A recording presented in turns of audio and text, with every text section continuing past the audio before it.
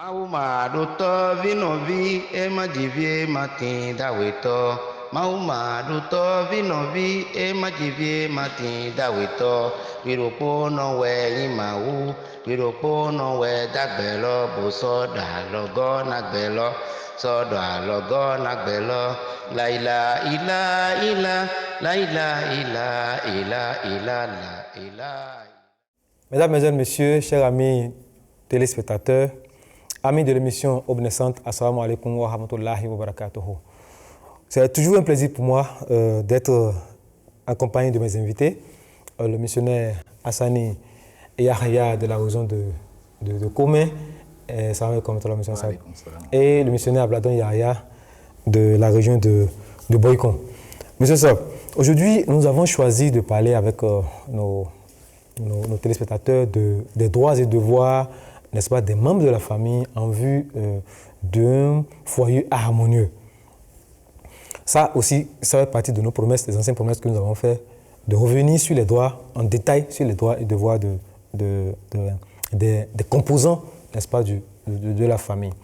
Mais on ne peut pas aller directement sans que vous nous donniez, comme d'habitude, une définition ou bien une notion de base sur ce que c'est qu'une famille.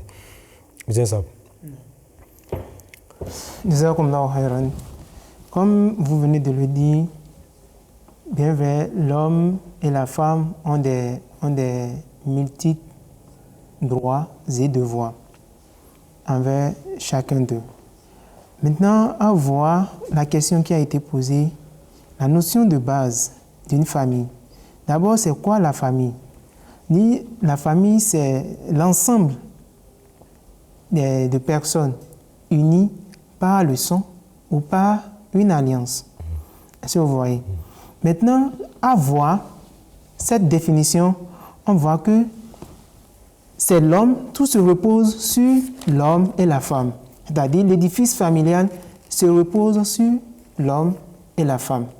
Maintenant, avant cela, qu'est-ce qui permet l'union de ces deux-là? C'est ce que nous appelons le mariage, puisque c'est le mariage qui les unit. Oui. Est-ce que vous voyez? Or, le mariage, c'est quoi? C'est un contrat signé que deux doivent signer à vie. Est-ce que vous voyez? Maintenant, à voir, en parlant de ce contrat, vous voyez, quand nous signons un contrat avec quelqu'un pour des embauches ou bien pour des travails vous verrez qu'il y a certains principes, il y a certaines bases. Ce contrat est signé sur certaines bases. À savoir quoi? D'abord, la confiance envers chacun. Est-ce que vous voyez? Après cette confiance, nous avons également, les deux qui signent ce contrat doit avoir la crainte référentielle de Dieu. Et après tout, ce que nous appelons l'honnêteté et la moralité. Donc, c'est ça les bases la base de la famille. Qui régit la famille. Oui. Monsieur Sob. Oui, quand on parle de la famille, comme le missionnaire vient de le dire, c'est très important.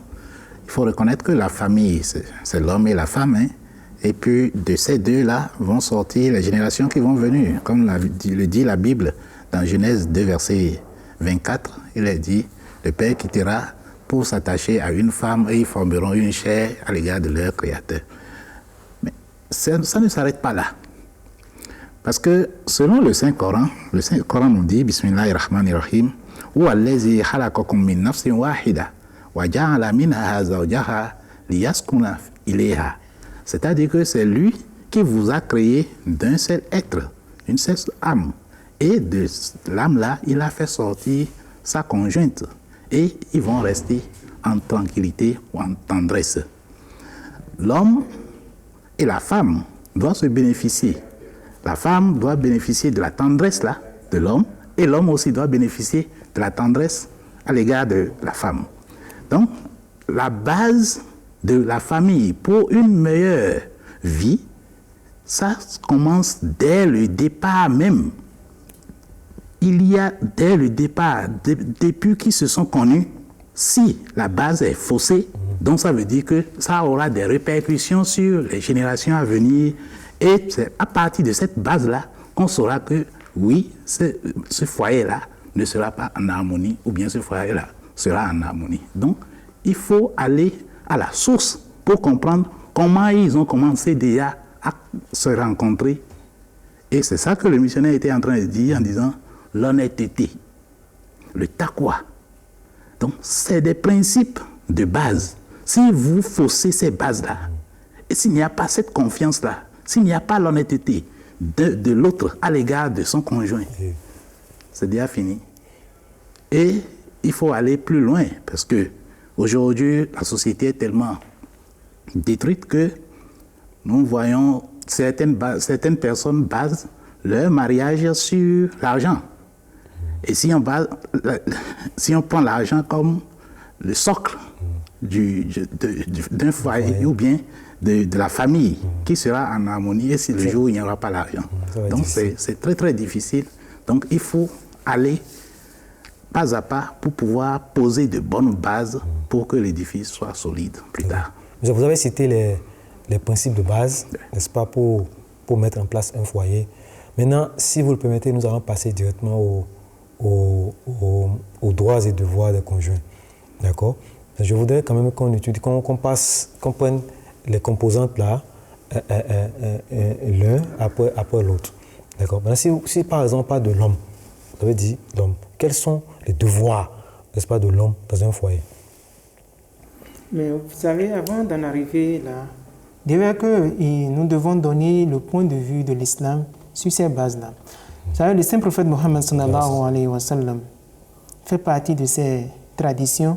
Quand il voulait célébrer des mariages, il a l'habitude de réciter 3 versets. Et dans ces 3 versets, nous avons chapitre 4, verset 2. Et nous avons chapitre 33, soit Ahzab, versets 111 et 112. Et soit chapitre 59, soit verset 19. Si nous prenons ces 3 versets, il est répété dans ces 3 versets la taqwa. Ya ayyuhalladhina amanu taqullah. Oh, vous qui croyez, ayez la crainte d'Allah. Vous voyez. Donc, avoir le premier des choses, c'est la crainte d'Allah subhanahu wa ta'ala, qui est essentielle. Maintenant, après ça, il y a ce que nous appelons la vérité, l'honorabilité. Vous voyez, dans le verset 71 du chapitre 33, il a dit Ya ayyuhalladhina amanu taqullaha wa qulu qawlan sadida.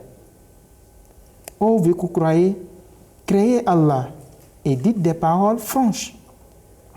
Donc, si déjà les 2 conjoints se sont unis pour une mauvaise, ont raté sur des bases, ces bases, comme le missionnaire l'a dit, donc je ne pense pas qu'il y aura une évolution dans l'union. Oui.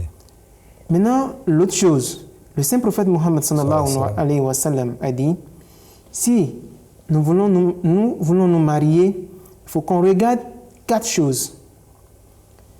Il a dit la famille, la beauté, l'argent et dernièrement la crainte. C'est que la foi de ce dernier. Et c'est idem également pour la femme. Donc il nous a dit, en terminant, il a dit que le mieux pour nous, c'est de regarder, c'est de prendre ce qui est la dernière partie, qui est la foi. Non, pour la question que vous avez posée, oui, sur les devoirs du mari, ou de la femme. Dans le foyer. Allah subhanahu wa ta'ala a dit dans le Saint-Coran, chapitre 4, verset 35, en ce qui concerne le droit du mari. Allah subhanahu wa ta'ala a dit A'udhu billahi minash shaitani rajim, Bismillahir rahmanir rahim. الرجال قوامون على النساء بما فضل الله بعضهم على بعض وبما أنفقوا من أموالكم.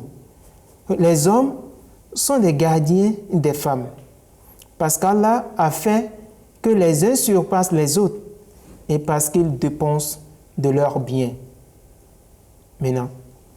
Là, on peut relever combien de fonctions là maintenant? D'abord, j'ai entendu le mot gardien, Oui. j'ai entendu le mot protection, c'est ça?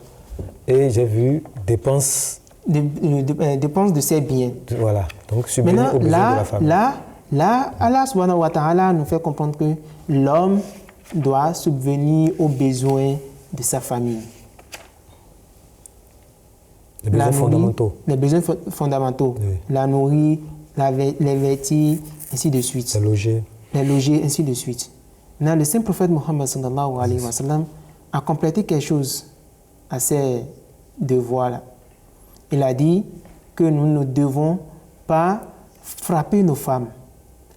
Nous ne devons pas porter des paroles blessantes, des paroles choquantes à l'encontre de nos femmes. Maintenant, toi, homme, que Dieu a placé comme gardien, Kawam, l'homme est là pour diriger sa femme, sa famille, dans le domaine de la taqwa, de la crainte, dans le domaine des besoins fondamentaux de l'homme, et ainsi surveiller à ce que sa femme et ses enfants aient une bonne éducation. Mais c'est ça. Sur le point de devoir de l'homme, à moins que vous avez quelque chose à ajouter, sinon on va passer. Oui, sur le point du devoir de l'homme, Oui. la première des choses, selon les enseignements islamiques, avant que la femme ne regagne la maison du mari, il faut que le problème de dot soit bien traité. L'islam ne refuse pas qu'on peut faire crédit de dot, mais il faut que ça soit clair, parce que ça cause souvent des problèmes dans les foyers, de telle en sorte que la femme, après que peut-être l'homme l'a dupé, en disant je vais payer la dot, il ne paie pas la dot, et arrivé à un certain moment, la femme est lésée et puis elle commence par se révolter. Donc, problème de dot, c'est à régler. L'autre point aussi qui est très important est que le respect mutuel entre l'homme et la femme. L'homme ne doit pas considérer sa femme comme un objet. Comme une chose. Il faut, ou bien une chose, il faut qu'il respecte sa femme comme étant l'entité comme lui-même et qu'il lui donne toutes sortes de respect qu'il faut à son égard. Donc l'islam nous demande de prendre nos femmes comme ces personnes-là qui sont à nous, à qui nous devons compléter et qu'elles aussi doivent nous compléter. Donc, par ce lien-là, il y a l'échange, il y a la complémentarité entre les deux conjoints afin qu'ils forment un foyer solide.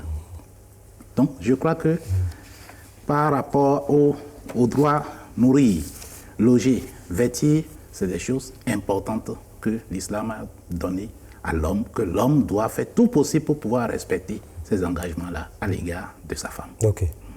Bien sûr. S'il n'y a pas rien à compléter, on va passer à la femme. Parce qu'il faut qu'on énumère aussi. Ce n'est pas quand même l'homme qui va tout faire dans la famille. Bien sûr. Donc, allons-y au devoir de la femme. Quelles sont les responsabilités de la femme aussi? Parce que forcément, elle-même doit avoir. Avant d'en venir, je vais nous rappeler un verset du Saint-Coran, le chapitre 2, verset 229, où Allah dit وَلَهُنَّ مِثْلُ أَعُوذُ بِاللَّهِ مِنَ الشَّيْطَانِ الرَّجِيمِ وَلَهُنَّ مِثْلُ الَّذِي عَلَيْهِنَّ بِالْمَعْرُوفِ. Et elles, c'est-à-dire les femmes, ont en toute équité des droits semblables à ceux des hommes. Maintenant, Allah précise, il dit وَلِرِجَالِ عَلَيْهِنَّ دَرَجَاتٍ. Cependant, les hommes ont un degré prééminence sur elles. C'est comme le verset du chapitre 4, verset 35, tout à l'heure. Là, Allah nous montre que les deux conjoints ont une équitabilité en ce qui concerne leurs droits. Mais Allah a mis de prééminence en ce qui concerne celui de l'homme. Donc l'homme a été désigné, comme le monsieur a dit, le chef de la famille. Oui. D'accord. Maintenant, en ce qui concerne les droits de la femme, Allah a dit dans le Saint-Coran que وَعَاشِرُهُنَّ بِالْمَعْرُوفِ, que de traiter vos femmes avec bienveillance. Oui, maintenant le devoir, missionnaire. Le missionnaire avait déjà réglé le problème de droit de la femme tout à l'heure. Maintenant, j'insistais sur le fait qu'il faut qu'on nous rappelle aussi le devoir de la femme aussi. Qu'est-ce qu'on a chose qu'elle doit faire aussi. Allez-y, missionnaire. Il faut comprendre que l'homme et la femme, physiquement debout, il y a ce ne sont pas sur la forme. Au niveau de la forme, il y a une grande différence. Oui. Donc la femme a certaines responsabilités et l'homme aussi a certaines responsabilités. Voilà. Au niveau de la femme, quand vous regardez bien la femme, ses responsabilités, c'est qu'elle peut porter l'enfant. Mais tandis que l'homme ne peut pas porter l'enfant. Donc ça fait partie des devoirs de la femme à l'égard de son mari. Donc l'homme peut rester 1000 ans, mais il ne pourra pas porter l'enfant, tandis que la femme, elle peut porter l'enfant. Et vous allez voir que l'enfant est plus attaché à la maman qu'à son papa. Donc ça fait partie, c'est une manière de nous dire que la femme a le devoir est naturel à la femme de porter la femme et de subvenir aux besoins de l'enfant et aussi de s'occuper de son éducation. D'accord. Ça fait partie des devoirs. S'occuper de l'éducation de l'enfant, ne pas accepter quelqu'un à la maison de son mari au moment où le mari est absent, ça fait partie des devoirs. De protéger les secrets de la famille. Les secrets du mari ne doivent pas être divulgués n'importe comment. Ça fait partie des devoirs de la femme à l'égard de son mari. Et aussi, si elle travaille, il faut qu'elle prenne son temps pour s'occuper de ne pas oublier que le foyer est très important pour elle. Ah, si elle travaille. Oui, donc, même si elle travaille. Ça veut dire que la femme a le droit de la travailler. femme peut travailler, oui, mais le travail ne doit pas porter préjudice sur l'éducation qu'elle doit donner à ses enfants. Elle va travailler pour gagner de l'argent, pour faire quoi encore alors que déjà que vous avez dit que les besoins de la famille sont à la charge de l'homme.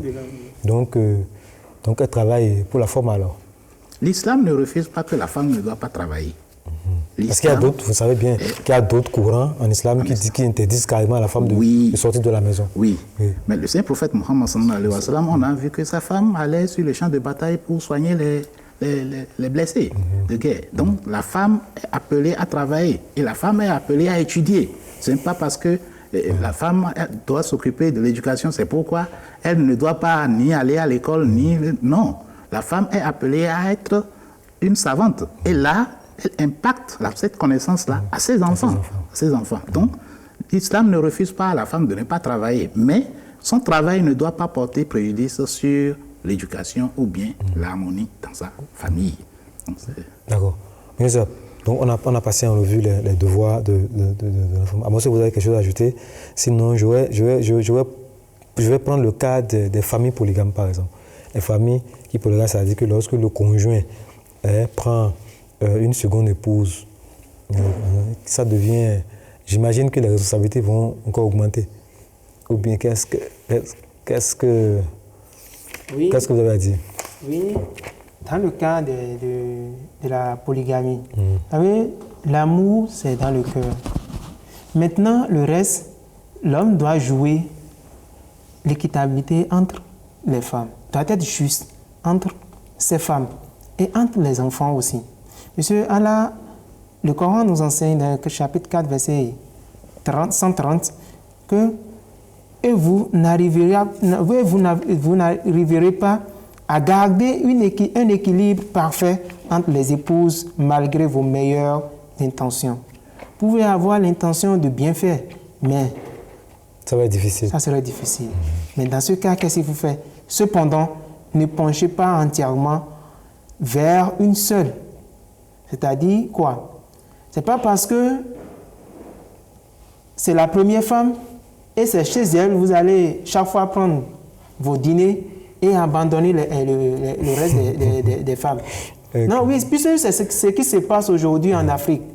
Il y a des gens, si ils ont déjà passé 10 ans, bien 20 ans de mariage avec la première femme et qu'elles ont une nouvelle femme, comme on le dit dans nos langages, donc,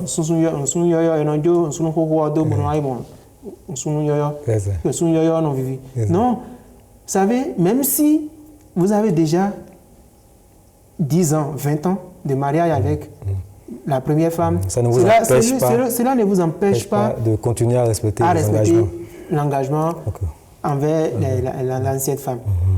Vous voyez. Oui. Donc, la manière dont vous vous comportez avec la seconde femme doit être équitable avec celle de la première femme. Un jour, le saint prophète Mohammed sallallahu alayhi wa sallam était sorti. Maintenant, au retour, il a vu des jouets dans un marché et il voulait acheter. Disons, il a acheté. Maintenant, en allant, il a pensé, il s'est dit, ah, non, je n'ai pas le seul enfant à la maison. Arrivé à porter cela maintenant à la maison, le reste des femmes seront jalouses. Voilà que le saint prophète Mohammed sallallahu alayhi wa sallam n'a plus d'argent pour acheter davantage. Okay. Maintenant, le saint prophète Mohammed sallallahu alayhi wa sallam s'est retourné, il a déposé l'objet et il est rentré. Vous voyez. Donc, pour éviter des conflits, des litiges entre les femmes, le saint prophète sallallahu alayhi wa sallam a dit laisser l'objet pour ne pas privilégier un enfant et laisser l'autre. Ok. Bien ça. Sur ce point de oui, c'est très, très important parce que quand quelqu'un s'engage dans l'affaire de la polygamie, il faudrait respecter les engagements de la polygamie. Donc, quand vous voulez prendre 2, 3, jusqu'à 4, parce que l'islam nous recommande et nous donne la liberté de prendre jusqu'à 4, donc il faut respecter les engagements. Ce n'est pas ce problème physique.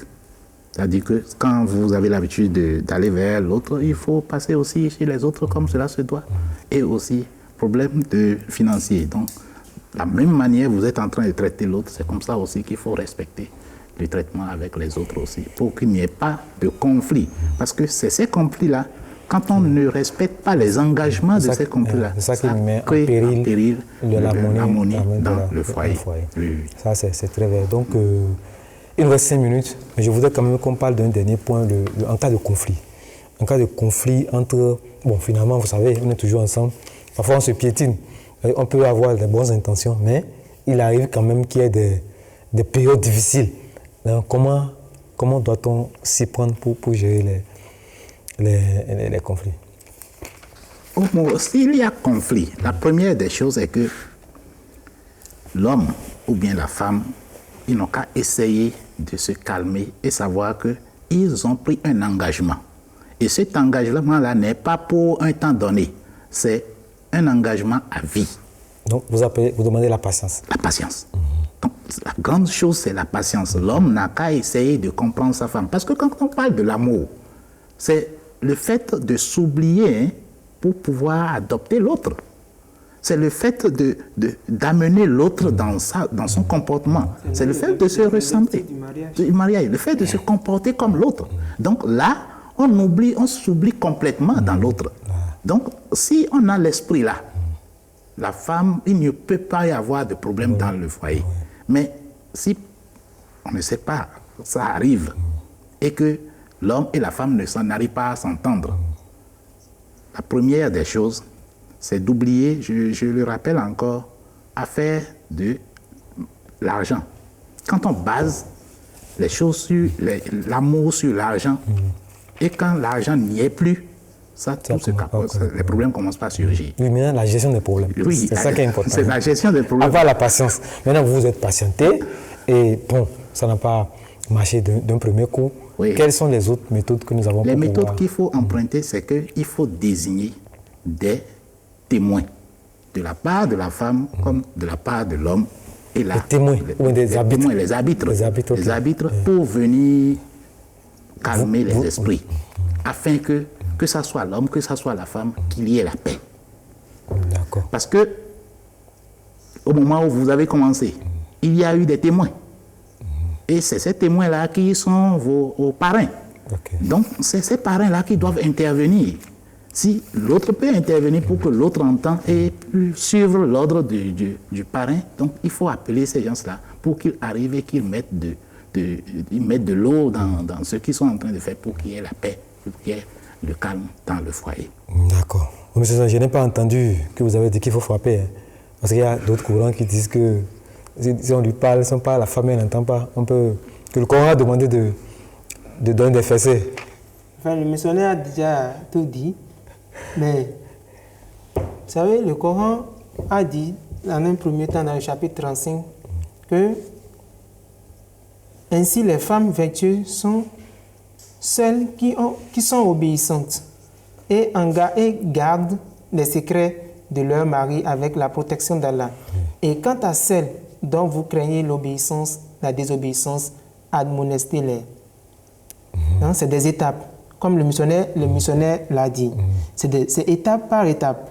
Maintenant, la dernière étape est de chercher maintenant des arbitres pour pouvoir... La dernière étape. Oui. Mais avant ça, qu'est-ce qu'on met dans... Avant ça, le Coran dit et laissez les seuls dans le lit, dans leur lit. Mais ce qui m'intéresse là, le mot... Le mot c'est quel mot? Rappelez-moi le mot. Ça vient, admonester. Admonester.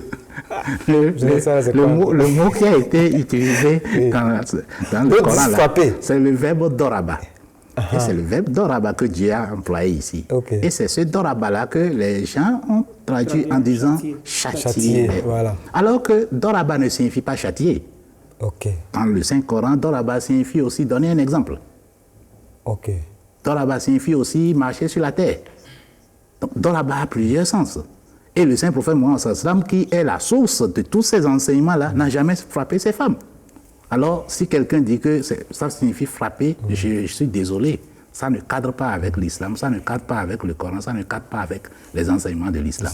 Oui. Okay. Même le Saint-Prophète Mohammed sallallahu alayhi wa sallam, lui-même l'a montré dans l'une de ses exemples. Un jour, il y avait un conflit entre lui et sa femme Hazrat Aïcha. Maintenant, ils se sont allés vers le père de Hazrat Aïcha, Hazrat Abu Bakr, radiyallahu anhu. Arrivé là, le saint prophète a demandé à Hazrat Aïcha que tu me laisses parler ou bien tu parles en première position. Hazrat Aïcha répondit en disant parle en première position et ne dis que la vérité. Et cela a énervé Hazrat Abu Bakr. Okay. Et il a fait quoi? Il a frappé, il a giflé sa fille jusqu'à ce qu'elle saignait. Okay. Et là, le saint prophète Mohammed sallallahu alayhi wa sallam s'est intervenu, il a dit Hazrat Abu Bakr, nous ne t'avons pas invité pour cela. Vous voyez? Ok. On t'a plutôt invité pour régler le problème. Pour être l'arbitre et non pour... Et pas pour te transformer en policier qui tape les gens. D'accord, ça voilà qui est clair. Ah, ok, monsieur, ça, bon, le temps, comme d'habitude, nous surprend toujours. Donc, je pense qu'on va laisser le plateau pour d'autres émissions. Merci beaucoup. Ça a été vraiment très enrichissant. Mesdames et messieurs, nous sommes à la fin de notre deuxième émission de cette troisième série. Nous serons toujours là très bientôt pour d'autres émissions encore plus intéressantes. Assalamu alaikum wa rahmatullahi wa barakatuh. La ilaha illa illa, la ilaha illa illa illa, la ilaha illa, la ilaha illa illa, la ilaha illa illa illa, la ilaha illa, la ilaha illa. Mahuma to vinovi, majivie matinda weto. Mahuma to vinovi, e majivie matinda weto. Viropo no we imahu, viropo no we dagbelo buso.